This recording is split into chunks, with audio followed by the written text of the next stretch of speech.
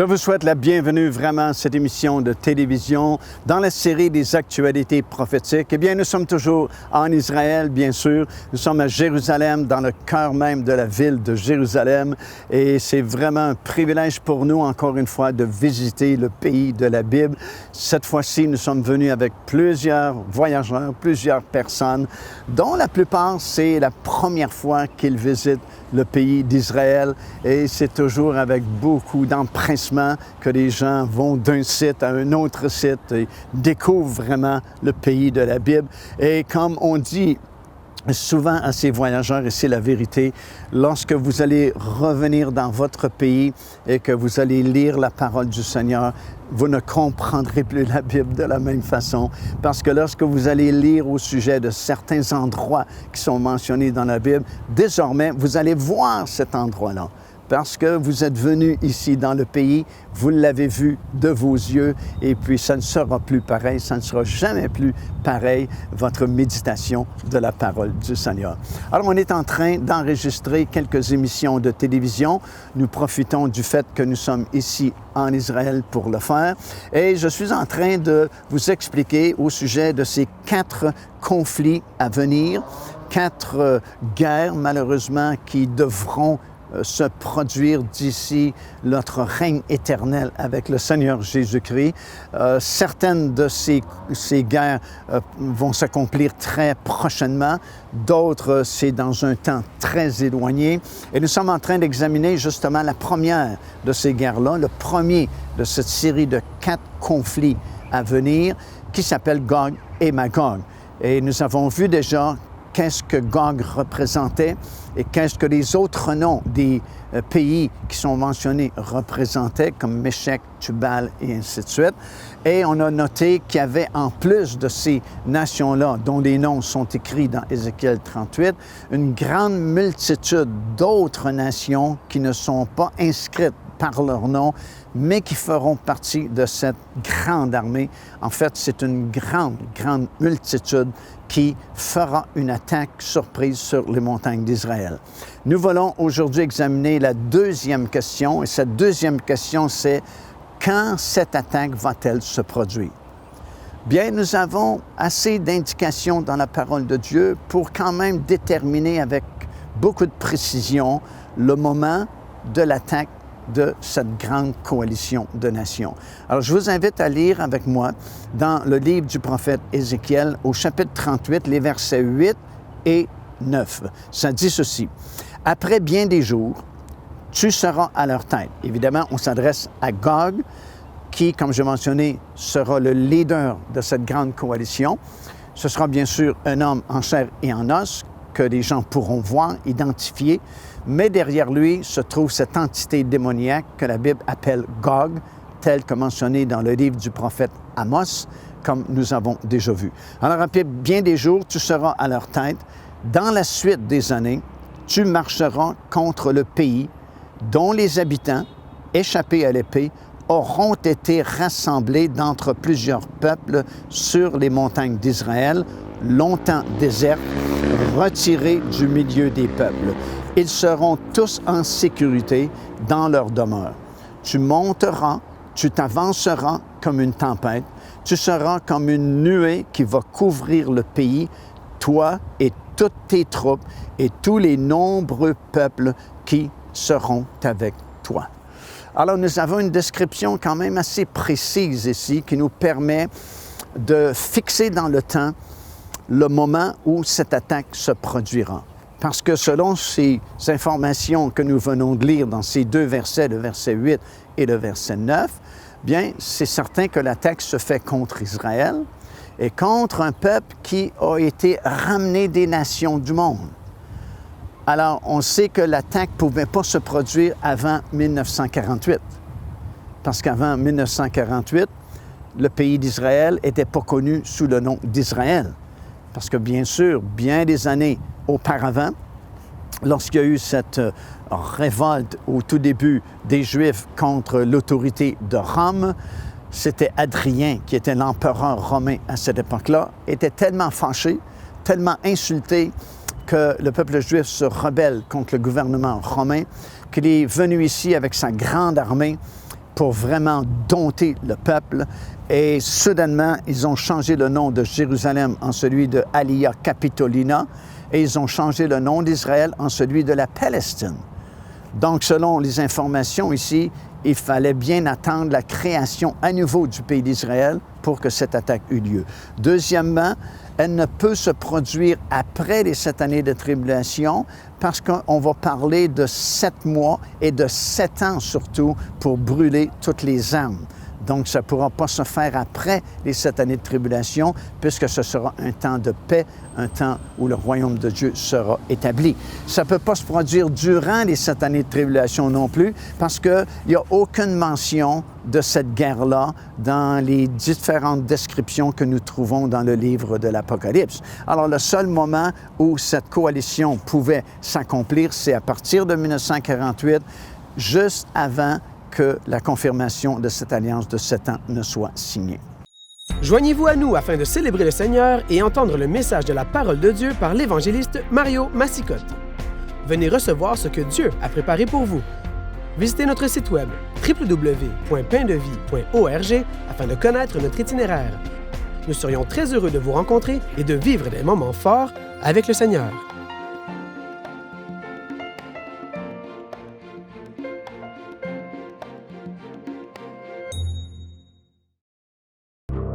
Il y a 2000 ans, exilés sur une île, une multitude de mystères, une révélation pour le futur.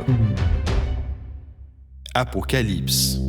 Découvrez les secrets et les bénédictions que l'apôtre Jean a écrits dans ce livre mythique, avec ce nouveau coffret DVD renfermant plus de 10 heures d'enseignement. Apocalypse, disponible au www.paindevie.org. Alors, nous comprenons par ce passage dans le livre d'Ézéchiel, dans le chapitre 38, des versets 8 et au verset 9, que cette attaque, appelée la bataille de Gog et Magog, ne pouvait se produire avant 1948 parce que tout simplement, Israël n'était pas ici et que l'attaque se fait sur les montagnes d'Israël contre le peuple d'Israël. L'attaque ne peut se faire après les 7 années de tribulation, comme certains l'enseignent, parce qu'il n'y a pas vraiment de moment propice pour cette attaque-là, parce que déjà, on a eu la bataille d'Armageddon, et il ne faut pas mélanger la bataille d'Armageddon avec la bataille de Gog et Magog. Souvent, ceux qui nous enseignent que l'attaque de Gog et Magog d'Ézéchiel 38 se produira à la fin des 7 années de tribulation mélangent la bataille d'Armageddon avec celle de Gog et Magog et disent que c'est une seule et même bataille, un même conflit. Mais ce n'est pas possible parce que les combattants ne sont pas les mêmes. Le lieu de la bataille n'est pas le même. C'est une intervention totalement différente et ça ne peut pas représenter la même chose. Ce sont deux conflits complètement différents. Et bien sûr, ça ne peut pas se situer à la fin des 7 années de tribulation parce qu'on vient d'avoir la bataille d'Armageddon. Alors, on ne peut pas avoir la bataille d'Armageddon et ensuite avoir la bataille de Gog et Magog parce qu'à la bataille d'Armageddon, c'est le Seigneur Jésus-Christ lui-même qui va mettre un terme à la bataille par son retour. Son pied se posera sur le sommet de la montagne des Oliviers qui est en face de la ville de Jérusalem et là, il va établir son royaume. Alors, ce n'est pas le temps d'avoir un autre conflit, une autre bataille appelée Gog et Magog. Alors, ça ne peut pas se produire définitivement pas à la fin des 7 années de tribulation. Et durant la période des 7 années de tribulation, il n'y a aucune description de la bataille de Gog et Magog qui nous est donnée dans la parole de Dieu. Et le livre de l'Apocalypse nous est révélé de façon chronologique. Et c'est facile à comprendre parce que à plusieurs reprises, Jean dit « Après cela, j'ai vu ». Après cela est arrivé. Alors, il y a une continuité, il y a une suite. À partir de ce 4e chapitre jusqu'au 22e chapitre, ce sont des événements qui se succèdent l'un après l'autre, comme Jean nous le décrit jusqu'à la fin. Et dans toutes les descriptions que nous lisons, à compter du 4e chapitre jusqu'au 22e chapitre, il n'y a aucune description de la bataille de Gog et Magog. Alors, il ne reste qu'une solution. Il faut que ce conflit se produise avant la confirmation de l'Alliance pour une durée de 7 ans qui représente les 7 années de tribulation. Et comme on a vu au début de cette émission, cette attaque devait se produire entre 1948 et la journée où la confirmation de cette alliance pour une durée de 7 ans sera une réalité. Pourquoi est-ce qu'on sait ça? Bien, comme on a lu, il fallait qu'Israël existe, parce qu'ils descendent contre Israël. Et avant 1948, Israël était un peu partout dans le monde, chez les nations du monde, et ce n'est qu'à compter du 14 mai 1948 que le pays d'Israël a été comme recréé et que finalement, il existe depuis cette époque-là. Deuxièmement, nous savons que ça ne pouvait pas se produire dans les premières années après la création à nouveau du pays d'Israël, parce que Israël n'était pas en position de sécurité dans son pays. Parce qu'évidemment, au tout début, ce n'était qu'un petit nombre qui est revenu ici en Israël. Il y a eu bien sûr une attaque des pays arabes qui n'étaient pas contents du tout qu'Israël soit comme recréé, et ils ont fait une guerre contre Israël, mais c'était artisanal comparé à ce qu'on peut faire aujourd'hui.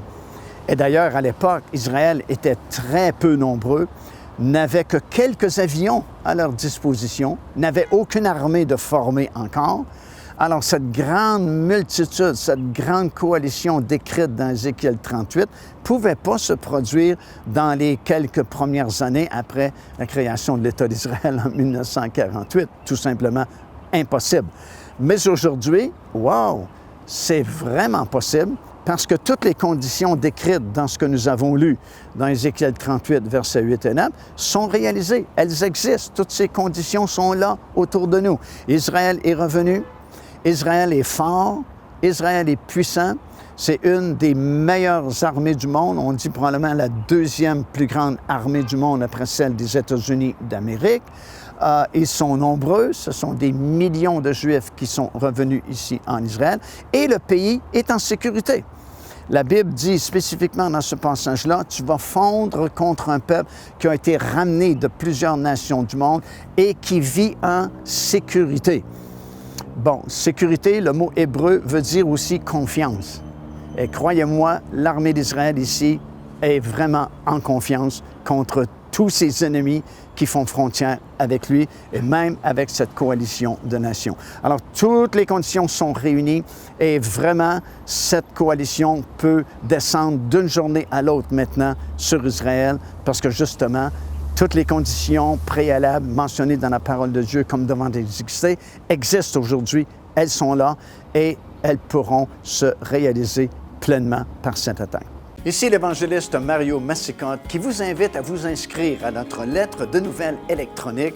Et pour ce faire, il suffit de visiter notre site web au www.paindevie.org et tout en haut à la droite de votre écran, vous allez voir cet onglet sur lequel vous cliquez et vous vous inscrivez tout simplement. Ça vous permettra de recevoir des nouvelles du ministère de Pain de Vie et en même temps recevoir le bon enseignement de la parole de Dieu. Faites-le donc aujourd'hui même. Devenez partenaire avec ce ministère par votre soutien financier et aidez-nous à planter le flambeau de l'Évangile à travers le monde entier. Vous recevrez un enseignement audio à tous les mois de la part de l'évangéliste Mario Massicotte, ainsi que notre bulletin de nouvelles prophétiques incluant des enseignements bibliques, des nouvelles du ministère et des commentaires sur les actualités prophétiques. Débutez dès aujourd'hui en visitant notre site web www.paindevie.org ou par courriel à info@paindevie.org. Troisième question que nous nous posons, où sera faite cette attaque de Gog et Magog? Nous avons appris déjà qui est Gog, c'est cette entité démoniaque qui tirera les ficelles, si vous voulez, derrière cet homme qui formera cette grande coalition pour attaquer Israël dans les derniers jours.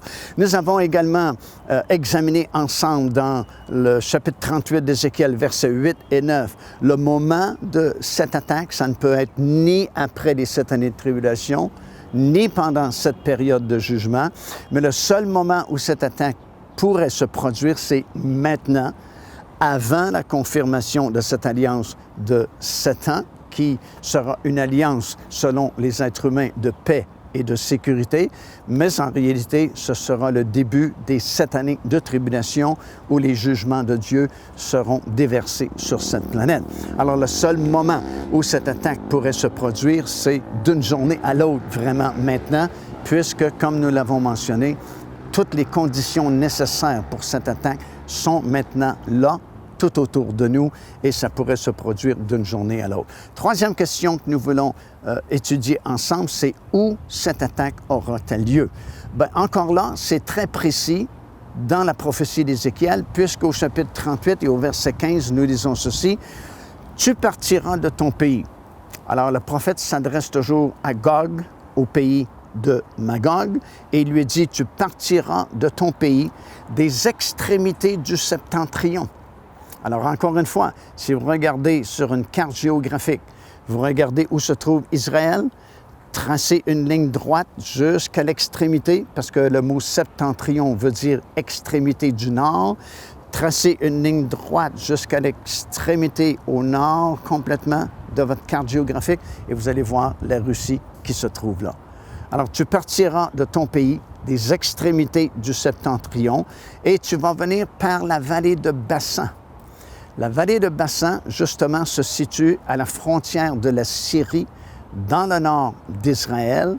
Et lorsque nous venons habituellement en Israël, et surtout dans les années où on faisait la partie nord du pays, on le fait un peu moins maintenant à cause du conflit en Syrie, et que souvent il y a des bombardements sur les hauteurs du Golan et on ne veut pas risquer la vie des voyageurs, évidemment, et la nôtre, bien sûr. Alors, on visite moins présentement le nord d'Israël, mais lorsque nous visitions le nord du pays d'Israël, nous nous rendions à un endroit, sur un site qui s'appelle la forteresse de Nimrod. Et ça n'a rien à voir avec le Nimrod mentionné dans la Bible, mais c'était tout simplement une forteresse qui avait été construite à l'époque des croisés comme un poste d'observation et pour défendre le nord du pays d'Israël. Parce que là, vous avez le Liban qui est juste sur votre gauche et vous avez la Syrie qui est justement sur votre droite. Vous êtes à la frontière, dans le nord complètement d'Israël, du Liban et de la Syrie. Et lorsque nous étions dans cette forteresse de Nimrod, bien sûr, j'ai enseigné plusieurs fois concernant ce que je partage avec vous aujourd'hui par l'entremise de cette émission de télévision. Et on voit très bien la vallée de Bassan lorsque nous sommes sur les hauteurs de la forteresse de Nimrod. Alors, vous avez cette grande vallée qui est juste devant nous, qui, justement, est la vallée de Bassan, qui est située dans le nord du pays d'Israël. Et la Bible nous fait comprendre dans Ézéchiel 38-39 que c'est le corridor par lequel cette attaque se fera. Alors, la Russie, avec l'Iran, avec la Turquie et de nombreuses nations qui seront avec eux, formeront un attroupement dans le nord d'Israël, emprunteront ce corridor-là par la vallée de Bassan pour descendre justement, c'est très spécifique ici, sur les montagnes d'Israël. Et lorsque vous êtes sur ce site-là de la forteresse de Nimrod, wow, vous avez une vue magnifique de cette région-là. Et nous savons qu'un jour, lorsque cette attaque se fera, bien, c'est par ce chemin-là qu'ils feront l'attaque. Il y a un grand arsenal russe, évidemment, qui sera à leur disposition. L'Iran possède énormément de matériel de guerre aussi. La Turquie probablement également et de nombreuses nations, comme on a mentionné. Et la parole de Dieu dit qu'il y aura des cadavres qui seront là, justement dans la vallée des voyageurs. Et la vallée des voyageurs se situe juste dans cette région-là, plus bas un peu que la vallée de Bassan, du côté de la Jordanie. Et le prophète spécifie que ça prendra 7 mois pour enterrer tous les morts et 7 années pour brûler toutes les armes. Ça, c'est dans Ézéchiel chapitre 39, des versets 9 jusqu'à 12. Et finalement, la 4e question, comment va se dérouler la bataille? Bien, ça, c'est vraiment très particulier et très intéressant à noter aussi parce qu'il n'y a vraiment aucune bataille qui est décrite comme celle de Gog et Magog. Et dans aucune bataille, aucun conflit, Dieu va-t-il intervenir de la façon qu'il va intervenir ici dans l'attaque de Gog et Magog. Alors nous savons qu'il y a une entité démoniaque derrière ce projet-là. Nous savons également le corridor par lequel ils vont attaquer. Nous connaissons à peu près la période, le temps où ça se fera, mais aux surprises, voici comment Dieu va régler ce problème. Procurez-vous cet enseignement disponible dès maintenant sur notre site web au www.paindevie.org. En visitant notre boutique web, vous pourrez commander ou même télécharger les enseignements. Vous trouverez aussi plusieurs autres produits contenant des centaines de sujets pour votre édification. Alors, voici comment Dieu va régler ce problème-là. Alors, il y a une attaque surprise qui se fera sur les montagnes d'Israël. Nous avons appris beaucoup de choses jusqu'à présent au sujet de cette coalition de nations. Et Dieu lui-même va intervenir alors que cette grande multitude va descendre sur les montagnes d'Israël par ce corridor-là dont j'ai mentionné, par la vallée de Bassan.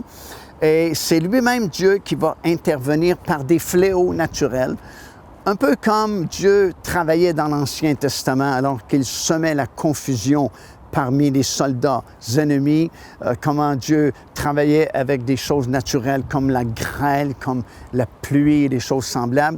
Bien, Dieu va intervenir de façon surnaturelle avant même que cette grande multitude n'atteigne le cœur même d'Israël, Jérusalem ici et le pays lui-même. Déjà dans les montagnes, alors qu'ils descendent sur Israël, Dieu dit, c'est moi qui va intervenir personnellement et qui va donner une grande victoire à Israël à ce moment-là. Et il va intervenir, vous pouvez le lire dans la description d'Ézéchiel, chapitre 38, les versets 23 jusqu'à 39, verset 7. Il va intervenir par ces fléaux naturels, des grêlons immenses qui vont tomber, la confusion parmi les soldats qui, plutôt que d'attaquer Israël, vraiment vont s'entretuer entre eux-mêmes. C'est vraiment terrible ce qui va se produire ici. C'est vraiment catastrophique. C'est une défaite humiliante de cette multitude innombrable de soldats qui sont venus attaquer un tout petit pays ici, le pays d'Israël, et ils sont peut-être 100 fois, 200 fois plus forts, plus armés ou nombreux que l'armée israélienne ici, et ils vont subir une défaite tellement humiliante qu'ils ne s'en relèveront tout simplement pas. Et même l'expression Gog et Magog va rester, puisque le dernier conflit après le règne de 1000 ans est appelé aussi symboliquement Gog et Magog. Un peu comme l'histoire de Napoléon avec Waterloo. On utilise encore cette expression aujourd'hui lorsque quelqu'un frappe un mur ou fait un échec mémorable. On va dire il a frappé son Waterloo. Bien, Gog et Magog, l'expression va rester parce que ce sera tellement catastrophique ce qui va se produire ici. Alors Dieu dit, c'est moi qui vais intervenir et le monde entier saura que j'existe. Et je trouve ça vraiment particulier parce qu'à l'époque où nous sommes rendus, la plupart des gens ont perdu conscience que Dieu existe. La plupart des gens ne croient plus qu'il y a un Dieu créateur là-haut dans le ciel. La plupart des gens ne croient plus qu'il y a un ciel là-haut, qu'il y a un enfer en bas. Et il n'y a plus cette conscience de Dieu parmi la plupart des gens de notre monde aujourd'hui. Mais le monde sera secoué de façon magistrale et Dieu dit, le monde va prendre conscience que j'existe. Et on le sait par expérience. Il y a plusieurs années, on a fait sauter ces 2 tours dans la ville de New York et tout le monde a pris conscience qu'il y avait quelque chose de spécial qui se passait. La plupart des chrétiens rétrogrades sont revenus à l'Église pour quelques semaines du moins. Alors ça, c'est rien à comparer à ce qui arrive avec Gog et Magog. C'est un bouleversement mondial. Ça va créer un désordre, catastrophe mondiale partout sur la planète parce qu'on est dans la mondialisation et ce qui arrive à un endroit affecte les autres endroits, surtout et particulièrement ici au Moyen-Orient. C'est comme le centre du monde. Et il y a juste une rumeur de guerre ici et vous payez l'essence plus cher à la pompe, à votre garage. Et imaginez, lorsque cette guerre se produira et qu'il y aura cette grande et humiliante défaite pour cette grande coalition de nations. Le pétrole, le prix va monter en flèche. C'est certain que la bourse va s'écrouler. Il y a un bouleversement mondial, d'où la nécessité de cette autre coalition dont Daniel a parlé et prophétisé dans son livre de 10 nations, en fait les 10 orteils de la statue, comme nous avons parlé précédemment. Il y aura en catastrophe aussi, cette coalition-là, pour dire hey, on ne veut plus de catastrophes semblables. On ne veut plus de conflit mondial comme celui-ci. Assoyons-nous et entendons-nous pour confirmer une entente de paix et de sécurité pour toute la planète afin qu'une chose semblable ne se répète pas. Et Paul dit bien, quand les hommes diront paix et sécurité, une ruine soudaine fondra sur eux. Parce que oui, ils réussiront à ce moment-là à confirmer une alliance de paix et de sécurité telle que prophétisée par le prophète Daniel, mais loin d'être la paix et la sécurité, ce sera à ce moment-là le début des 7 années de tribulation mondiale de la fin qui se termineront par le retour du Seigneur Jésus-Christ sur le sommet de la montagne des Oliviers. Alors, cette coalition de nations, elle peut arriver d'une journée à l'autre vraiment, et Dieu va intervenir de façon surnaturelle. Première chose qu'il dit, le monde entier saura que j'existe. Le monde entier, mon ami, c'est partout. C'est l'Amérique, c'est l'Europe, c'est l'Afrique, c'est l'Asie. Peu importe celui qui vit sur la planète, peu importe dans quel pays il vit, il saura que Dieu vient de manifester sa présence. Il saura qu'il y a un Dieu qui existe là-haut dans le ciel.